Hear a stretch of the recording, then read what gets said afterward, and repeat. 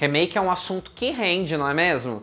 E nesse momento, até a Rede Globo, que não é super chegada em regravações, tá tirando uma casquinha dessa coisa de atualizar histórias antigas para um novo público com Pantanal.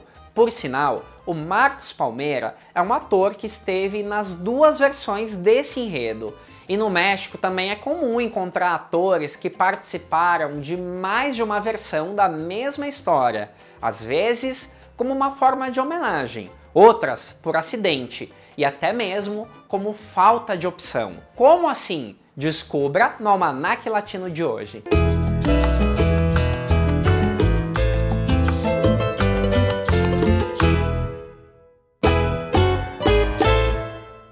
Olá, meu nome é Thiago Fernandes e esse é o Almanaque Latino, o canal onde novela mexicana é levada a sério. E assim como os remakes repetem histórias, vou aqui repetir um recado importante. Se inscreva no nosso canal. Quando você aciona esse sininho, o YouTube te avisa sempre que surge alguma novidade por aqui. É de graça, fácil e ainda ajuda o canal a crescer. Atualmente em reprise no SBT, a novela Amanhã é para Sempre é protagonizada por Fernando Colunga e Silvia Navarro, na versão mexicana dessa trama. A produção de Nicandro Dias Gonzalez foi exibida em 2008, somente um ano depois da história original, a colombiana Pura Sangre. Eis que, na reta final, o produtor decidiu convidar o galã que interpretou o Eduardo na versão original para participar do remake mexicano. Rafael Novoa entra para viver Miguel, um pretendente da Fernanda. Sinto até que a Televisa poderia ter convidado o Rafael Novoa para integrar o casting da emissora, que desde sempre viveu uma falta crônica de atores protagonistas. Por que não uma cara nova ao invés dos mesmos de sempre? Em 1997, Carla Estrada produziu uma novela super clássica, Meus 15 Anos, ou Quinceañera. Um dos destaques do elenco foi o ator Sebastián Ligarde, que viveu o vilão Memo. Ele era um bandido do bairro e o responsável pelo grande conflito da trama, o fato da mocinha pensar ser vítima de um abuso sexual.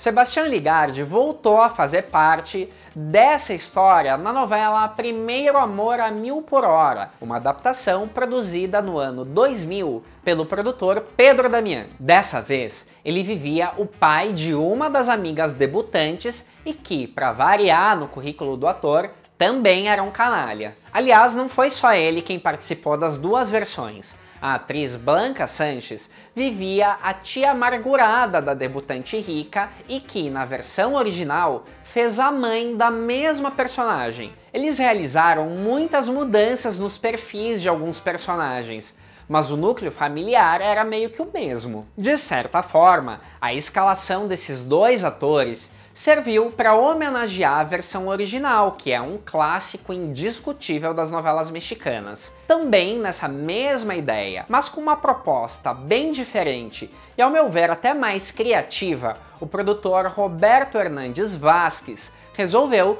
trazer o elenco protagonista da novela Valéria e Maximiliano para uma participação muito especial no remake Feridas de Amor. Ao invés de chamar atores do elenco original para personagens regulares, ele chamou os protagonistas originais para interpretarem personagens em versões jovens, no núcleo de flashback que contava a história prévia dos personagens. Mas uma coisa curiosa é que Feridas de Amor era uma versão tão mexida da trama original que justamente a função desse passado, que era importante na versão de 2006, nem existia na trama original. De qualquer forma, foi bem legal reunir Juan Ferrara, Letícia Calderón, Arturo Peniche e Cecília Gabriela para homenagear Valéria e Maximiliano, que, diferente de Feridas de Amor, sim, foi um sucesso gigante. Ainda na linha homenagem, quem acompanhou a novela Muchacha Italiana Viene a Casarse,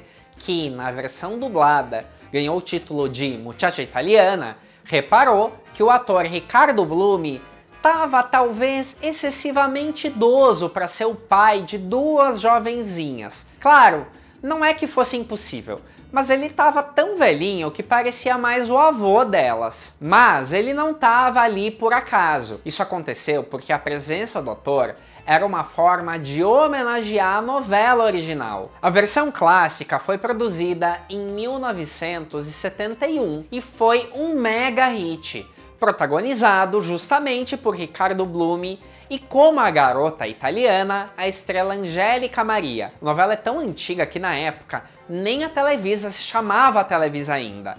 E quem também se repete nas duas versões foi o tema musical, o que aliás é uma coisa muito rara da Televisa fazer. Embora eu tenha realmente achado o Ricardo Blume, talvez velhinho demais para o personagem, foi uma bonita forma do ator encerrar a carreira dele na televisão.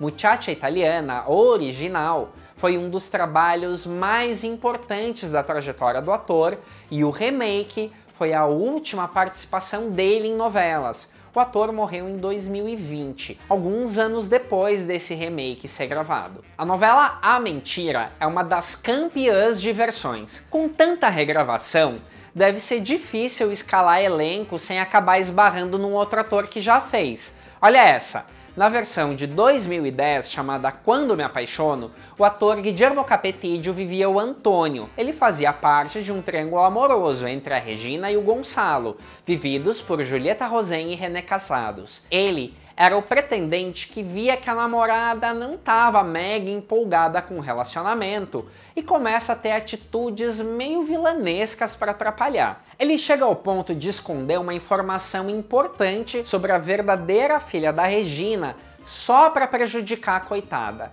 Daí ele some por um tempo e volta totalmente arrependido. Arrependido até demais. Tanto que se torna um padre e começa a distribuir conselhos e tentar reparar as injustiças até o final da novela. Eu confesso que eu nunca engoli uma transformação tão radical assim. Parecia que não sabiam o que fazer com o personagem, mas também não queriam matar e também sentiam falta de ter um padre na novela. Já em 2015, em mais uma versão da mesma história, lá está Guillermo Capetillo em Lo Imperdonable. Nesse remake ele foi escalado pra quê? Pra interpretar o padre do povoado. Sacanagem, né? Sabe aquele personagem que só tá ali pra dar conselho sobre a vida dos outros? Mas sacanagem ainda foi o que fizeram com Francisco Gatorno na novela Abismo de Paixão. Nessa produção de 2012 ele vive o Braulio, que não chega a ser um personagem sem história própria, mas é um papel minúsculo para quem viveu um dos protagonistas na versão original, Canavial de Paixões, produzida em 1996. Nessa novela, ele era João de Deus, uma das pontas do triângulo amoroso protagonista. Gente, a produtora Angeli Nesma precisava humilhar assim? Custava dar um personagem um pouquinho maior pro Francisco Gatorno? Mas se você acha que já viu de tudo, espera só! Ainda em Abismo de Paixão, o César Évora viveu o mesmíssimo personagem que ele mesmo viveu em Canavial de Paixões, o pai do mocinho que aparece somente na primeira fase. E mais uma bronca pra produtora.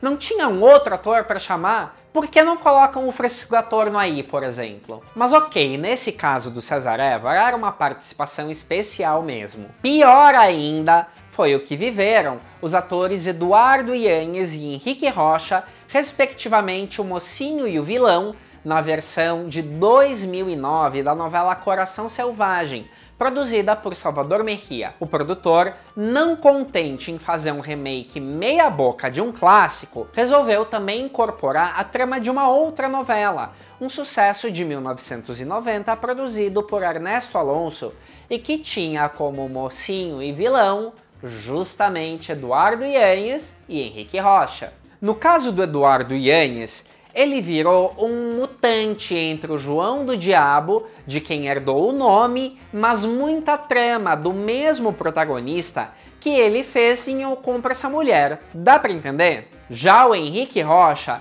teve até o mesmo nome do personagem que ele interpretou em 1990, Rodrigo Montes de Oca, já que esse personagem não existe na história de Coração Selvagem. Tudo bem que o Henrique Rocha sempre foi acostumado a interpretar vilões em muitas novelas, o que deixou alguns deles meio parecidos mesmo. Mas precisava interpretar 2 vezes o mesmíssimo papel? Os mesmos conflitos, os mesmos segredos, as mesmas motivações. Puxado, né?